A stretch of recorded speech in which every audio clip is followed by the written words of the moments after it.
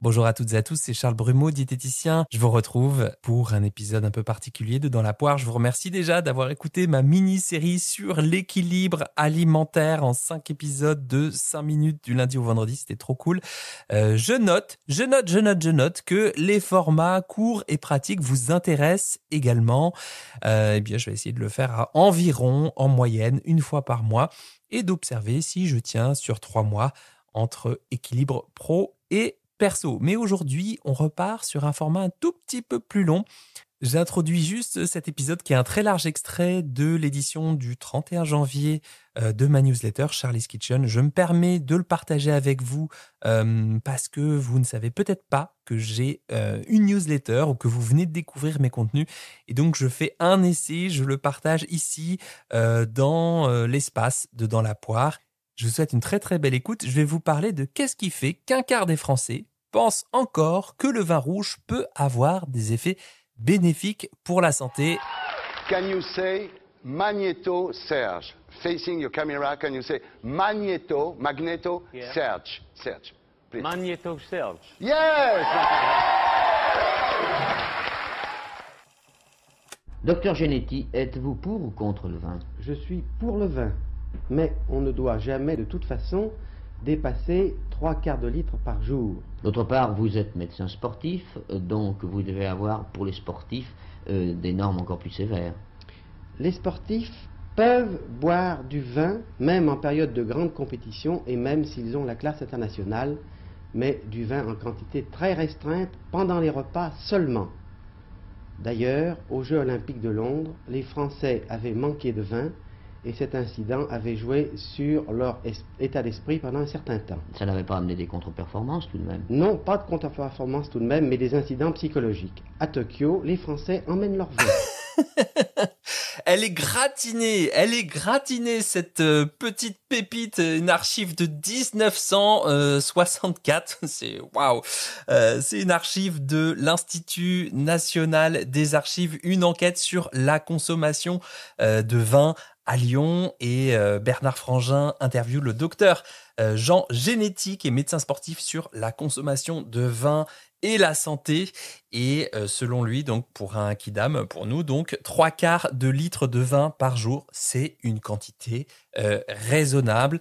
Et le régime des sportifs de haut niveau est plus strict, seulement avec un verre par repas. Waouh! Voilà, petite pépite audio soixantenaire pour introduire mon sujet du jour. Pourquoi un quart des Français pensent encore que le vin peut être bénéfique pour la santé. Alors, pour bien comprendre cette histoire de vin rouge, bon pour la santé, je mets cette expression évidemment avec plein de guillemets, il faut remonter au début des années 80 et la notion de French Paradox. Alors nous sommes en 1981 et 3 scientifiques français, dont un épidémiologiste reconnu qui est spécialiste des études sur la mortalité, s'interrogent sur un constat qui semble remettre en cause le lien entre une consommation riche en graisse animale, qui était source de taux élevés de cholestérol sanguin, et la mortalité par infarctus du myocarde. Et oui, sacrés Français, malgré leur alimentation riche en graisse animale, en foie gras, etc., les données de mortalité montraient que les Français, eh bien, ils mouraient moins par infarctus que dans d'autres pays comparables de l'OCDE. En gros, on mourait moins en France alors qu'on mangeait un peu plus gras. Et c'est vrai que cela a l'air d'un paradoxe, puisque selon la doxa de l'époque, la science à l'époque, eh bien, une consommation importante d'acides gras d'origine animale, c'est un facteur de risque de développement de la maladie coronaire. Et en effet, un taux de cholestérol élevé favorise la formation de plaques d'athérome. C'est le Diet Heart Concept. Je crois que ça vient d'un chercheur qui s'appelait Ansel Keys. Ok, donc là, il y a une corrélation, mais à cette date, en 1980, aucun des scientifiques ne mentionne l'alcool. Et au constat prudent des scientifiques va succéder, par glissement progressif, successif, une exploitation à visée commerciale et promotionnelle par le secteur économique viticole. Et là, on va être très loin, très très loin de la rigueur des études scientifiques. 5 ans après, en 1986, on retrouve l'expression French Paradox dans la lettre. La lettre, c'est une publication de l'Office international de la vigne et du vin, l'OIV, une structure qui est politico-économique, qui est née en 1924, tiens, il y a à peu près 100 ans, et qui, sous des aspects un peu techniques, scientifiques, eh bien, est chargée de développer un lobbying en faveur du secteur viticole. En gros, dans cet article, l'OIV, cet organisme, il ne va pas jusqu'à prétendre que le vin est un facteur de bonne santé et de forte espérance de vie, mais s'amuse quand même à comparer la richesse en matière grasse et en vin français de la cuisine française et les modes d'alimentation liés à l'industrie agroalimentaire moderne américaine, outre-Atlantique. Et à ces différences nutritionnelles correspondrait d'un côté la relative bonne santé des Français en matière de maladies cardiovasculaires ou de cancer, et de l'autre, les mauvais résultats sur la santé publique de nos voisins américains. Donc là, à retenir, il y avait un premier article qui ne mentionnait pas du tout ni l'alcool ni le vin, et une émanation du lobby viticole. Quand je dis lobby, bien entendu, ce n'est pas un gros mot, ce sont des entreprises qui sont chargées de veiller à leurs propres intérêts, tout simplement. Eh bien, eux, ils glissent que, tiens, c'est un sacré French paradoxe, qu'on mange bien et qu'on boive assez bien en France, mais qu'on meurt moins.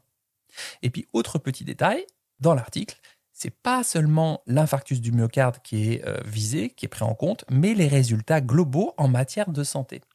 Et de là commence à naître l'idée, l'hypothèse que le vin contribuerait à la bonne santé globale.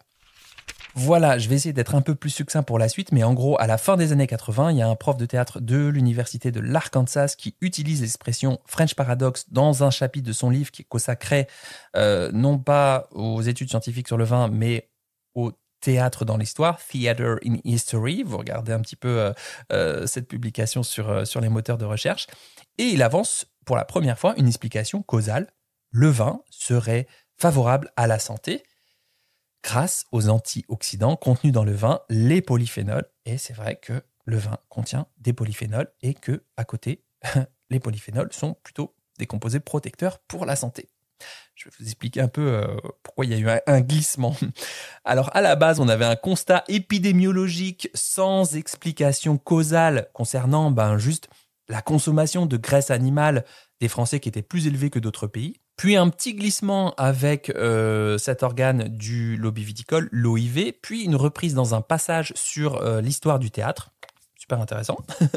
Et puis ensuite, en 91, un médecin-chercheur, Serge Renaud, qui est petit-fils d'un vigneron du Bordelais, voilà, je pose ça là, qui présente les résultats de ses découvertes scientifiques lors de l'émission d'information 60 Minutes de la chaîne de télévision américaine qui s'appelle CB News.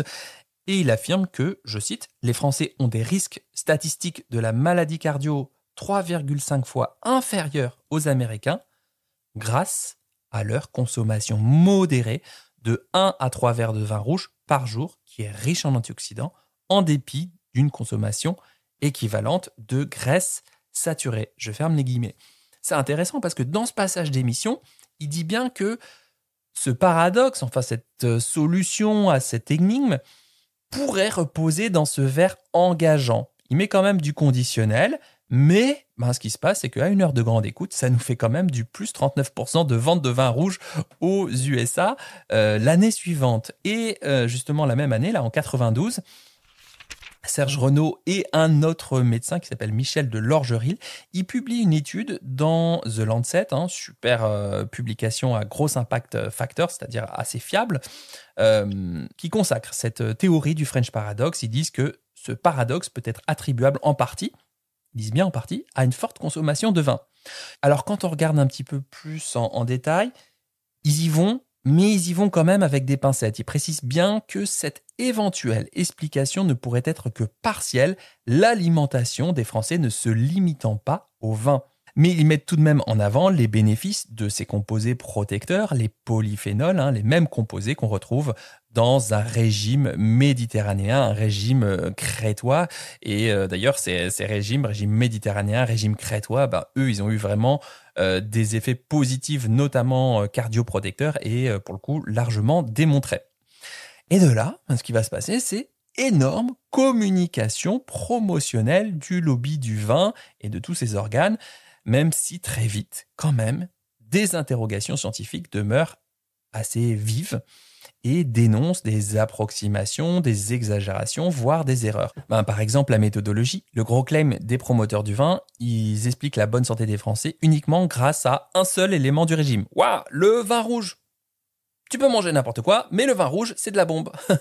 Et du coup, on ne tient pas compte de la diversité des apports alimentaires, de la quantité, de la qualité aussi. C'est vraiment assez schématique. C'est un peu un sacré biais de raisonnement, on va dire. Et puis, en 2009, voilà, je saute quelques étapes. Je ne vais pas faire l'exégèse ultra précis, mois après mois, de cette histoire-là. On retrouve un des experts, Pierre Ducimetière, de l'article de 1981, et il revient sur les conclusions de son article de 1981, et il affirme qu'il n'est plus scientifiquement fondé de maintenir l'idée d'une exception française, et il souhaite la disparition du concept de French Paradox. Mais cette légende du vin bon pour la santé, je remets des guillemets à cette expression, pour continuer, elle s'est appuyée sur deux arguments, hormis bien sûr tous les aspects liés à l'histoire, au récit religieux, l'histoire de France, l'attractivité économique des territoires, etc. D'une part, le lobby alcoolier, il s'appuie souvent sur des études qui démontrent, je mets démontre entre guillemets quand même, que les personnes qui ne buvaient pas du tout d'alcool, qu'ils désignent comme des abstinents, ont une moins bonne espérance de vie que ceux qui ont une consommation faible d'alcool. Qu'on comprenne bien, les abstinents, ceux qui boivent pas du tout d'alcool, auraient une moins bonne espérance de vie que ceux qui consomment modérément ou faiblement de l'alcool. Chelou.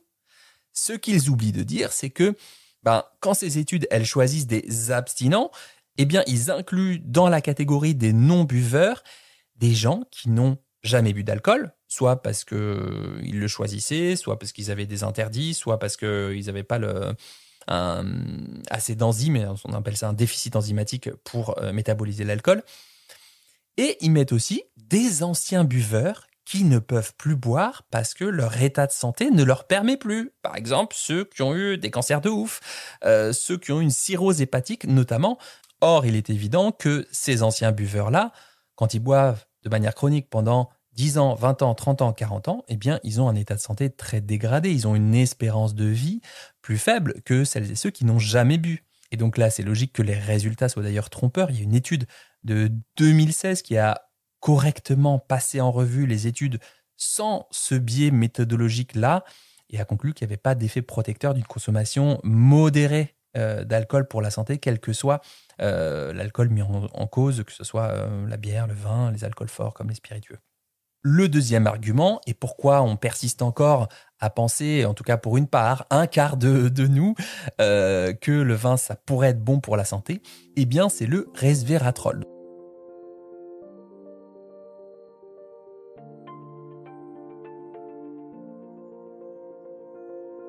Voilà, donc là on vient de couvrir les bases du sujet sur ce French Paradox.